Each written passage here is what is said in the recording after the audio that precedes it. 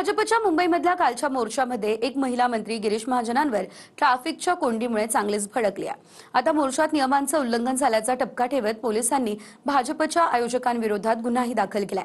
पण त्या महिलेचा एवढा राग का अनावर झाला, घडलं नेमकं काय होतं, बघूयात या रिपोर्टमध्ये। मैदान में जाके बोलिए ट्रैफिक को रोकते नहीं। Okay, get out of here. मोर्चा निघाल्यावर अनेक मोर्चे या ठिकाणी निघत असतात, त्यावेळेला थोडीफार प्रमाणात कोंडी होत असते आणि पोलिसांनी त्याला समजवण्याचा प्रयत्न केला, तेव्हा पोलिसांची ते फार जे नको त्या भाषेमध्ये बोलायला लागल्यात त्या अजिबात ऐकायला तयार नव्हत्या। त्या सगळ्या ओघात त्याने एक पाण्याची बाटली उचलली, ती फेकून मारली कुठेतरी महिलांच्या मोर्चावर।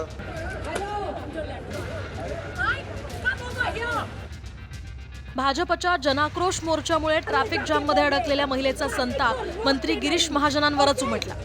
संतप्त महिलेनं ट्रॅफिक का रोखलं असा सवाल करत महाजनांना गेट आउट म्हटलं। मैदान में जाके बोलिए ट्रैफिक को रोकते नहीं। Okay, get out of here.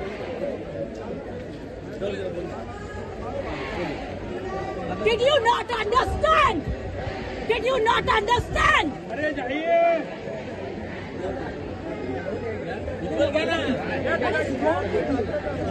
No, what is wrong with you? There are hundreds of people waiting. There is an empty ground there. There is an empty ground. Yes. Get out of here.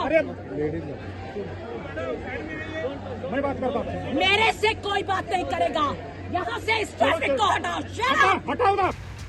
यावर मंत्री महाजनांनी प्रतिक्रिया दिली आहे। मोर्चे निघतात तेव्हा त्रास होतोच, पण त्या महिला नको त्या बोलल्या असं महाजन म्हणाले। आता मोर्चा निघाल्यावर अनेक मोर्चे या ठिकाणी निघत असतात, सगळ्याच पक्षांचे निघत असतात, त्यावेळेला थोडीफार प्रमाणात कोंडी होत असते, हे मान्यच करावं लागेल। पण काल मोर्चा निघाला असताना आमच्या एक भगिनी, एक महिला त्या ठिकाणी आल्यात आणि त्यांनी खूपच संताप आपला व्यक्त केला। त्या फारच चिडलेल्या होत्या आणि वाटेल तसं खरं म्हणजे त्या बोलत होत्या, तरी तसं बोलायला नको होतं। तिथं त्यांनी काय सांगितलं, पोलिसांना कंप्लेंट द्यायची होती, मी त्या ठिकाणी होतो, बाईट देत होतो आपल्यासमोर, तिथेही त्या आल्यात, तुम्ही असं कसं करू शकता, तुम्ही रस्ते बंद कसे करू शकतात, म्हणजे आता मी सांगू शकत नाही अशा त्या भाषेमध्ये त्या बोलत होत्या।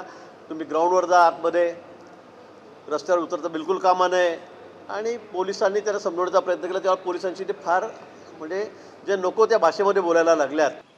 हे काल त्या महिलेने दाखवून दिलं आहे की लोकशाहीमध्ये, डेमोक्रेसीमध्ये आणि हे सगळे जे काही काल चाललं होतं, काल आम्ही त्यावर ट्विट केलं आहे माझं आणि मी त्यात सांगितलं आहे की जनतेने त्या भगिनीने यांना आरसा दाखवला, वस्तुस्थिती दाखवली। तुम्ही काय 10-20 महिला गोळ्या होऊन तिकडे हे करताय, नारी शक्तीच्या बोंबा मारताय। लोकसभेत मतदारसंघ पुनर्रचनेचं विधेयक विरोधकांनी नामंजूर केलं, त्यामुळे विरोधकांना महिला आरक्षण विरोधी म्हणत भाजपनं वरळीचा जांभोरी मैदान ते NSCI डोम पर्यंत मोर्चा काढला। त्यामुळे मोठी वाहतूक कोंडी झाली। तासाभरापेक्षा अधिक वाट पाहून सुद्धा ट्रॅफिक कोंडी सुटत नाही म्हटल्यावर या महिलेचा संताप अनावर झाला। ट्रॅफिक कोंडीवरून पोलीस अधिकाऱ्यांना सुद्धा तिनं सुनावलं।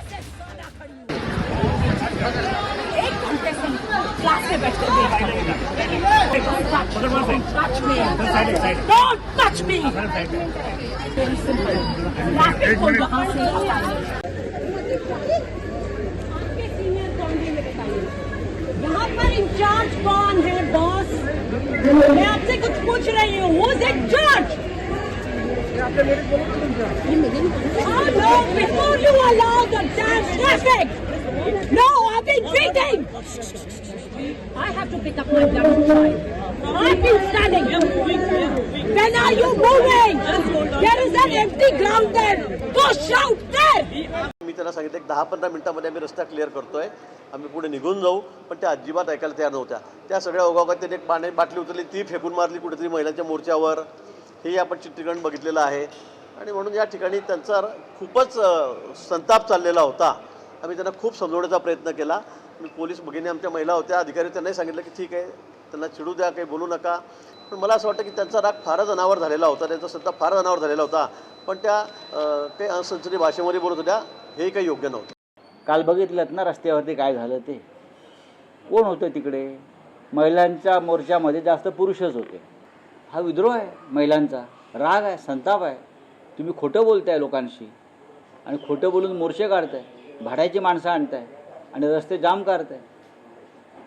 1500 रुपये महिन्याला महिलांना देत आहे, मोर्चाला 1000 रुपये दिले असतील महिलांना आणण्यासाठी. महिला एकीकडे महिला आरक्षणाचं सांगत होती, महिलाच त्यांना शिवा घालत होती.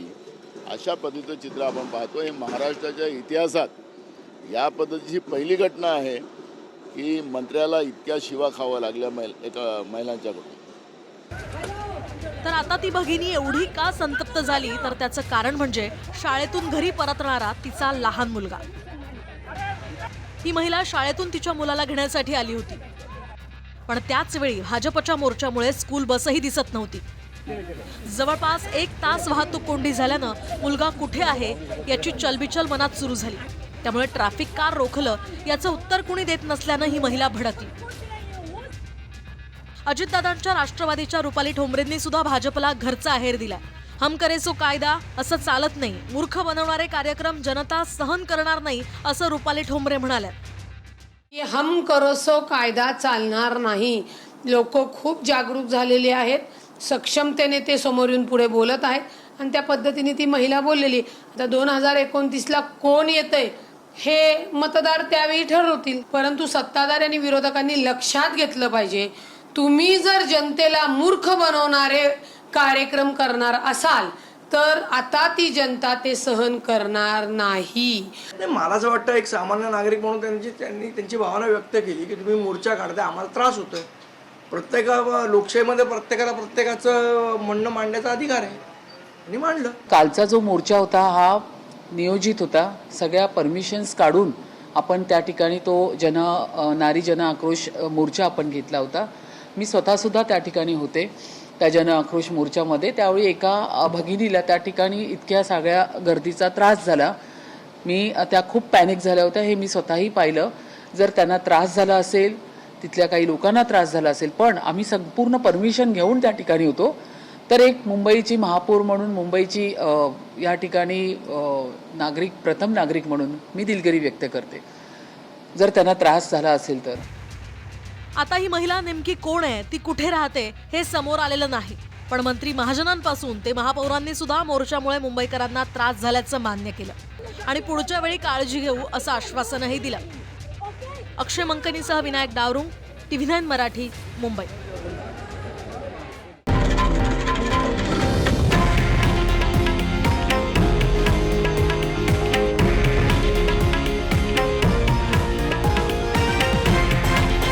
हे आहे देशातील नंबर 1 न्यूज नेटवर्क आणि आपण पाहत आहात TV9 मराठी, एकमेव.